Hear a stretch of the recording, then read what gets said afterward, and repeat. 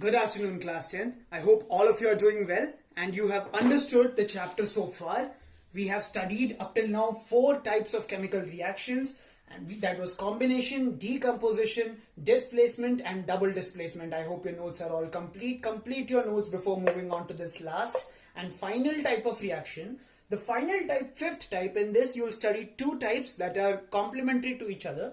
So that is why you will be studying oxidation and reduction reactions. Okay, so now here you will be seeing a lot of reactions that you have studied earlier before. Okay, here you will also learn something new, is that you can see that there are in the same reaction 2 or more types of reactions are taking place. Like a combination can be oxidation reduction also, right? A displacement reaction can be reduction reaction also. So like that you will be seeing a lot of varieties of changes. So let's start off with the 5th type of reaction, that is oxidation and reduction. So now let us understand first what is oxidation and what is reduction reaction. So first of all, in oxidation,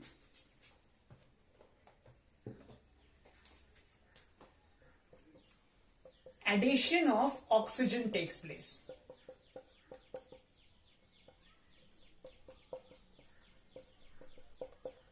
Okay, so similarly, when you move on to reduction, you can write the complementary point there, that is removal of oxygen. We will see more examples, don't worry. Right now, write down. In oxidation, an oxygen is added to the reactant, and in reduction, oxygen is removed from the reactant. Now let's see. Again, in oxidation, removal of hydrogen takes place. Removal of hydrogen takes place. Okay. And in reduction, now you can guess easily, addition of hydrogen. Okay. So easiest way to remember, oxidation starts with O, oxygen is added. If oxygen is added here, oxygen is removed here, and hydrogen will be removed here and hydrogen will be added here. So this is your oxidation and reduction. So what happens is, let's take a few examples and see what happens.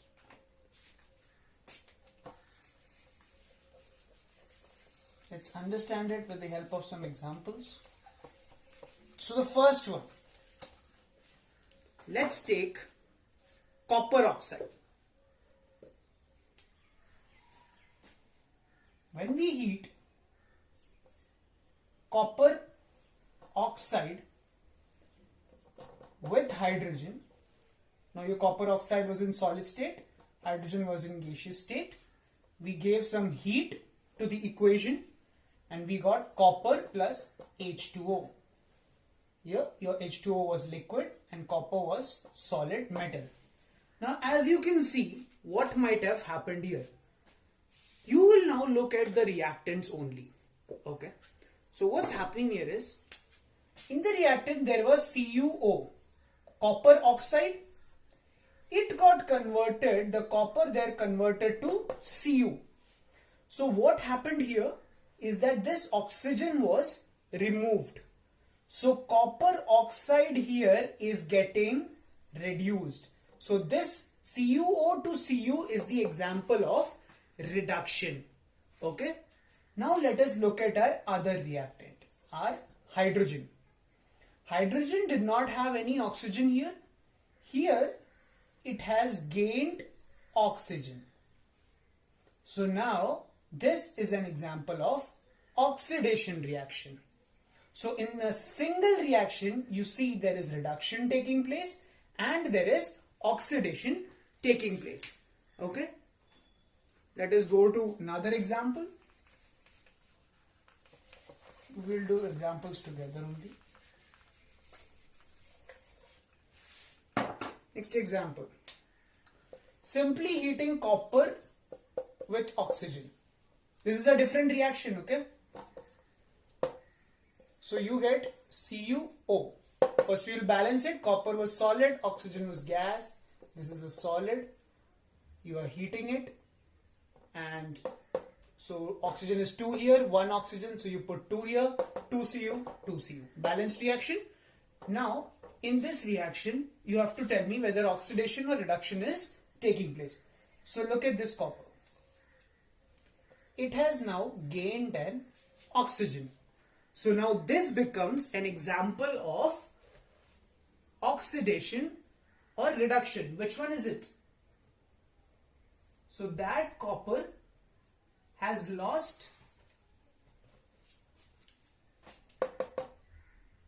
gained an oxygen. So this now becomes an example of oxidation reaction. Why? Because this copper has gained this oxygen here. Okay, so now in this reaction only oxidation is taking place. There is no reduction reaction taking place here. Okay, now let's move on to another example.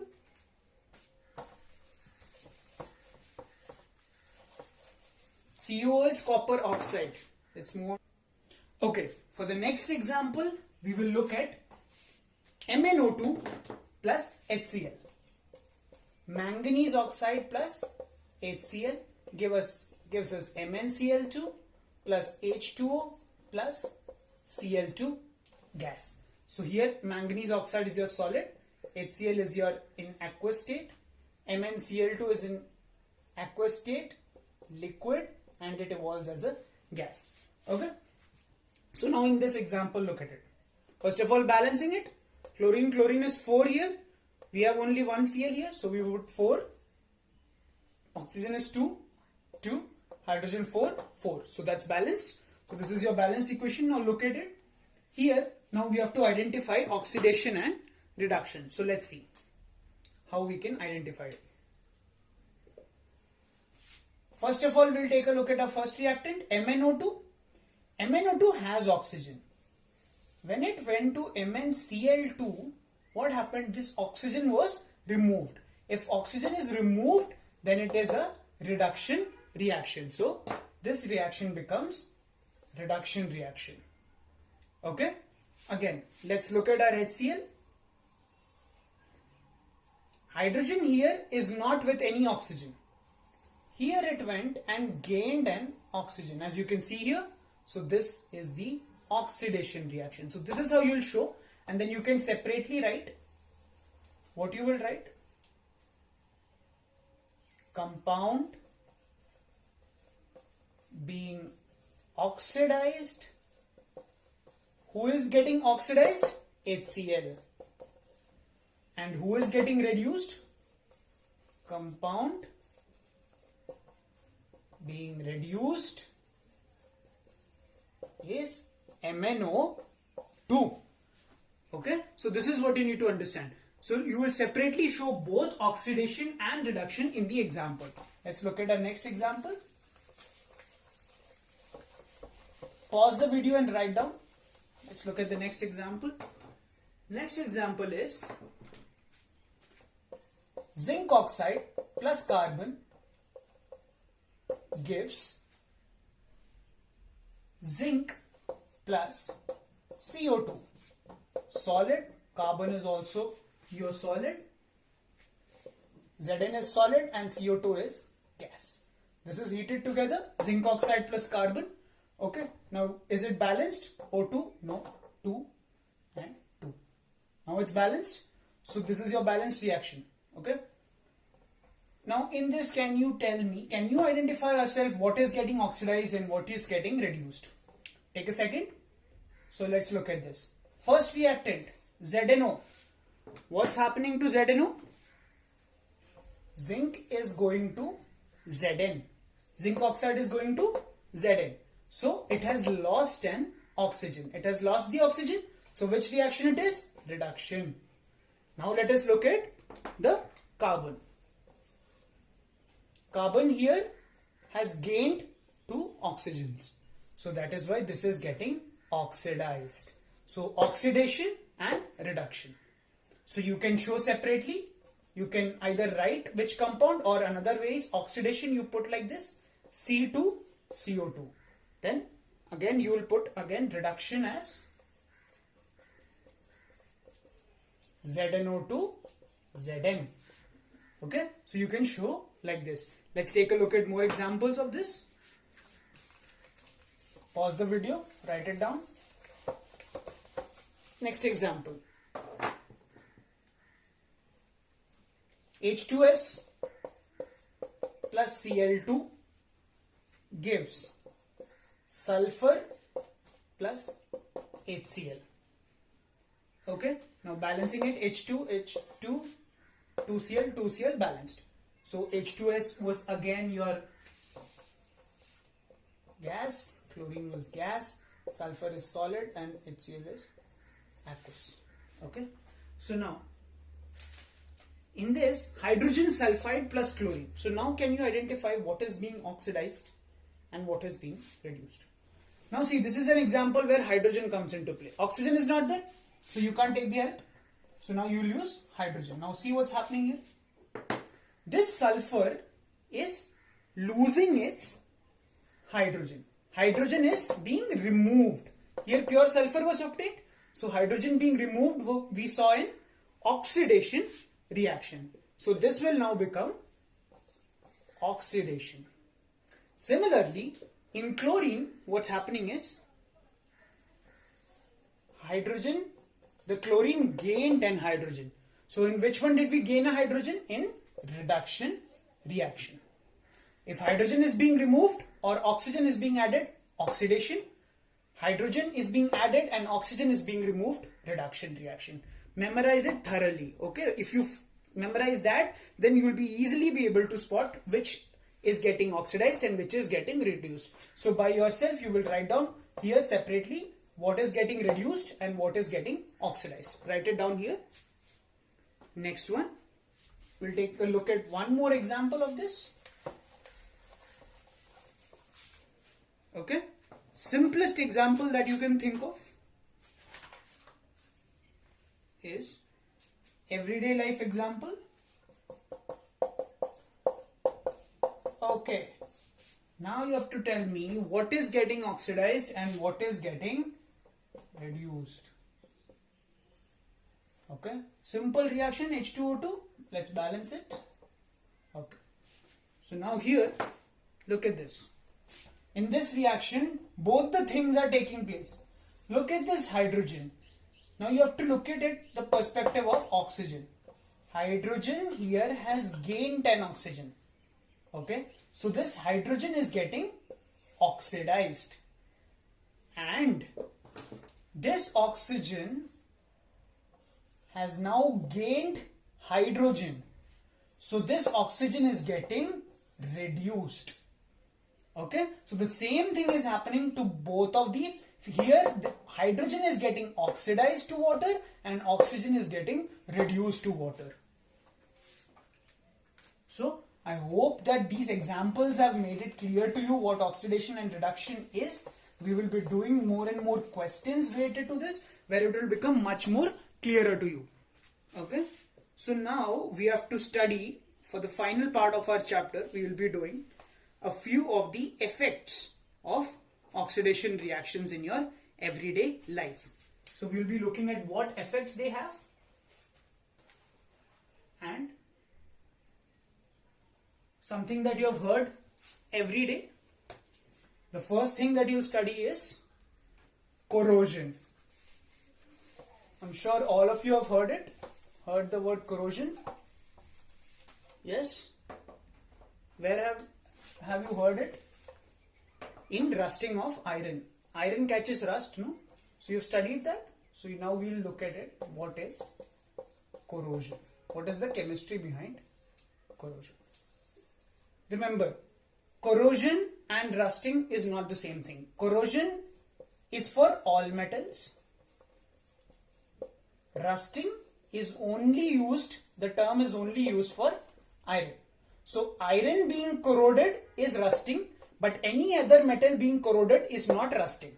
Okay, you should know that. You should know the difference between rusting and corrosion. Corrosion is the general term used for all metals. Rusting is specifically used for iron.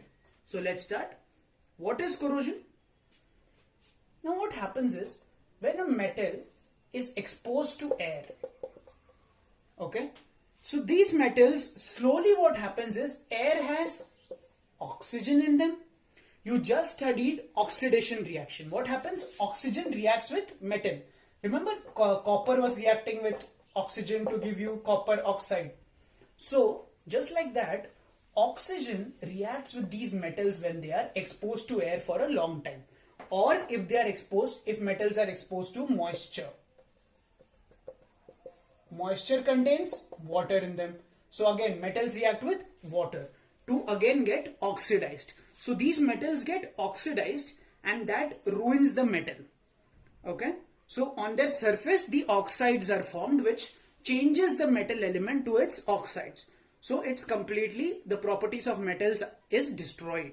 So that is why corrosion is very harmful to any metal. So first of all, write down the definition of corrosion. It is the process in which metals are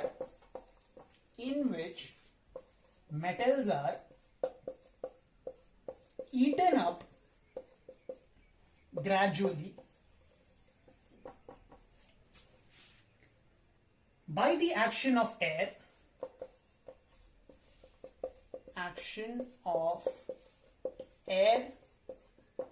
moisture, or a chemical. Any chemical, can be an acid, on their surface. Okay, so this is the definition of corrosion. Pause the video and write it down. Now, the most commonly known corrosion process is rusting. So now we'll talk about rusting. Most common form of corrosion, rusting of iron. Okay, so this is your heading. Rusting of iron is very common. So what happens is, when iron object is left in air for a long time, then it gets rust. Now you will write, first of all, when an iron object is left exposed to air,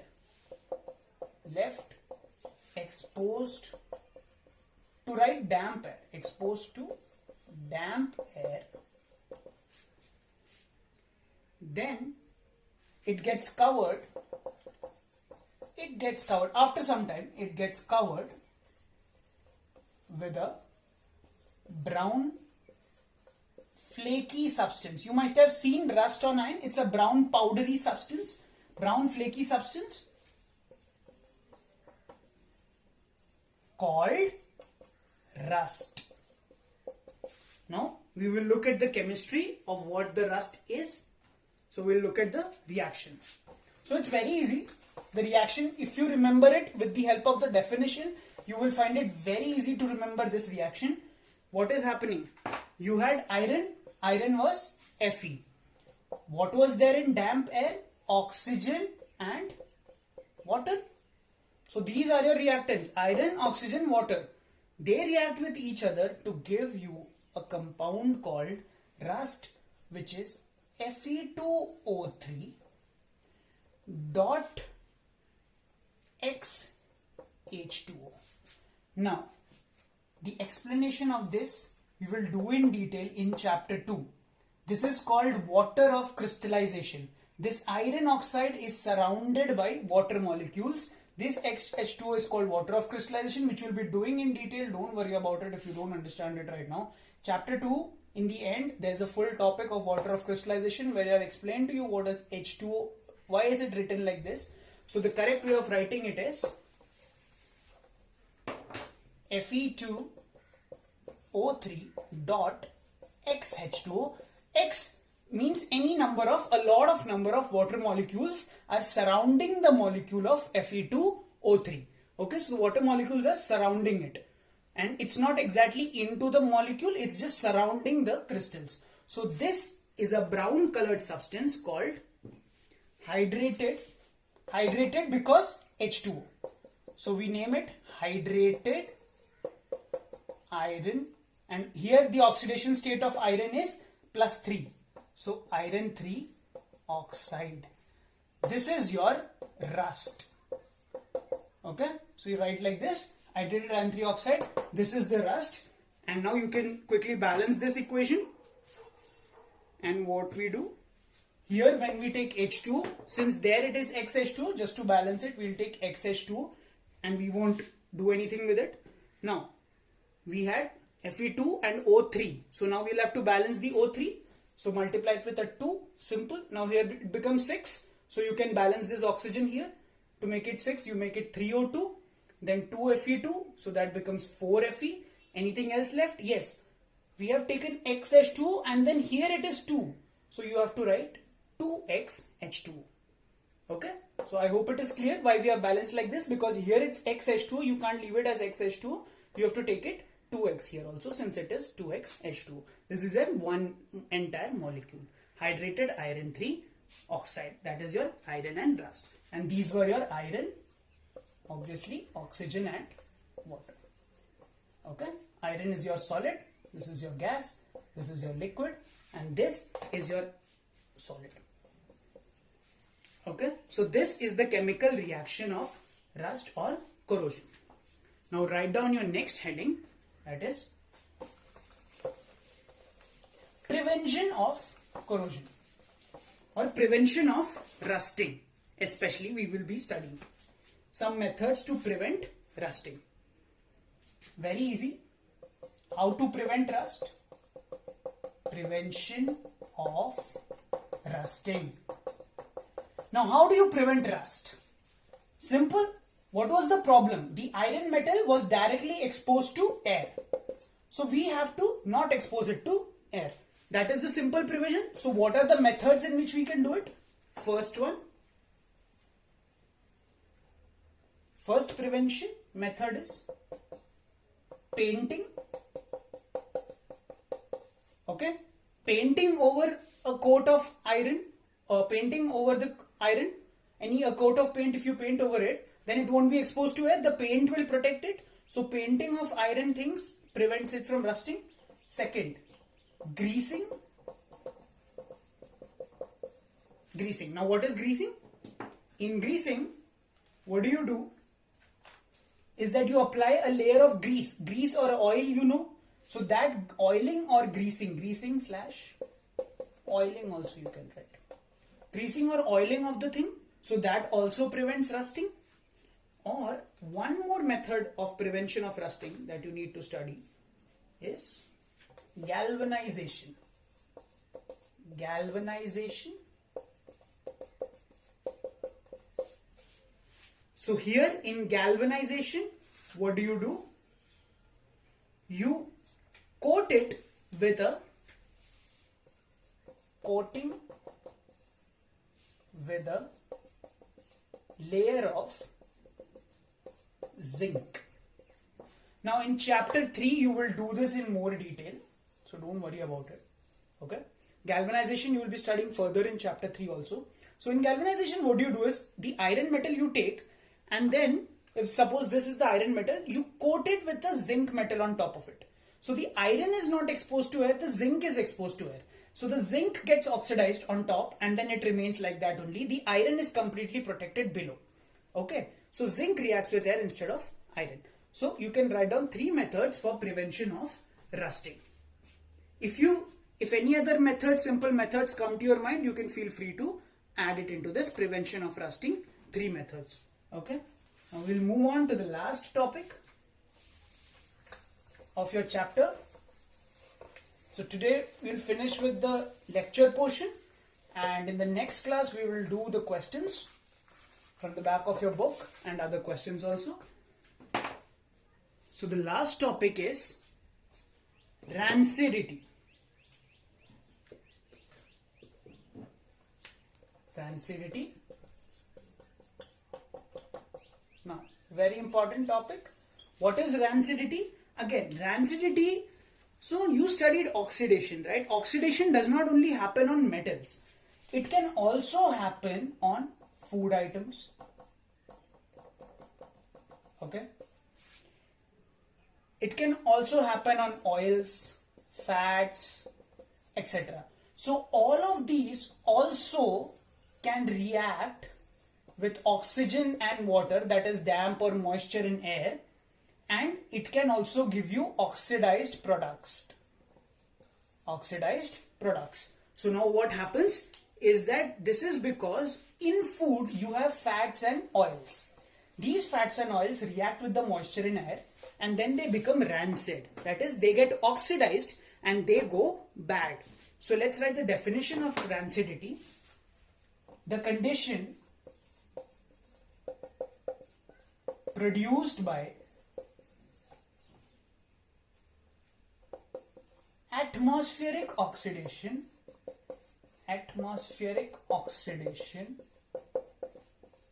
of fats and oils in foods,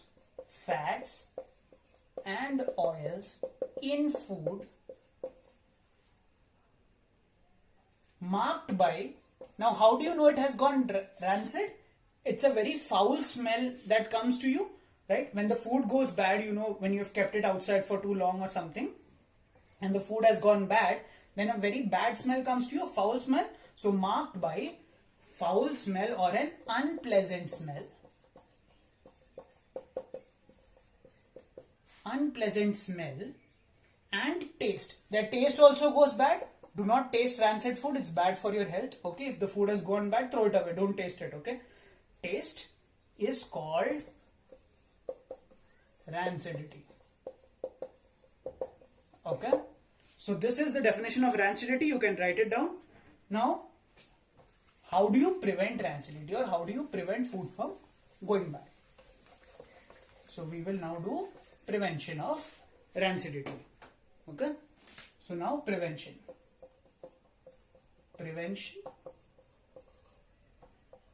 of rancidity. Okay. So now prevention of rancidity. Last, there are 5 methods by which you can prevent rancidity. First one is, what happens? Oxidation takes place. So add antioxidants to the food. Substances that prevent oxidation. Okay. So first of all, adding antioxidants. Now, the most common, 2 common antioxidants that is added to your food that comes in packages and all. The most 2 common antioxidants are, one is, example, BHA. BHA is butylated hydroxyanisole. Butylated hydroxyanisole. Even if you remember the abbreviation, it's enough, okay? And BHT is butylated hydroxytoluene. Butylated hydroxytoluene. Remembering these examples, short form is also enough. Next one, next method is, now another method of preventing rancidity, what can it be? Now we pack it in airtight containers. So like your chips and all comes in a packet, right? And it has some gas in them. So what is that gas? That gas is nitrogen gas. So rancidity can be prevented by packaging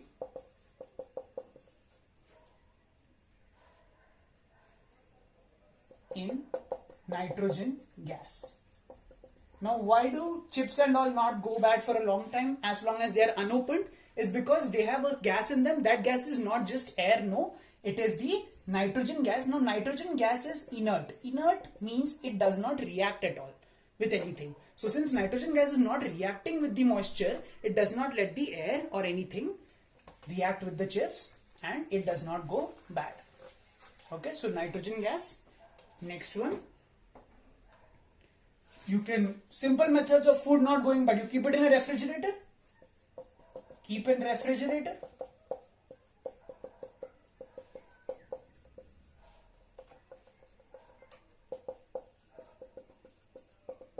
Why? In refrigerator, it is in cold storage and also the food also does not get, because in low temperature, oxidation does not take place very easily. You might have seen most reactions required heat. So that is why while it is cool, oxidation does not happened. So keeping it or storing it in refrigerator. Again, other methods, storing in airtight containers. Airtight containers, you might have seen most of your food is kept in strong closed containers. You should close those containers properly so that air does not enter in and it does not ruin the food. And the last one, keeping away from light, because light is a source of heat. Keeping away from light, direct sunlight or even bulbs and all, if you keep it away from them, oxidation becomes very, very slow and does not happen easily. So this is your final ending of your chapter. Okay. So from the next class, we will do the questions and everything properly. So I complete your notes for this class. See you in the next class. Stay safe, stay healthy.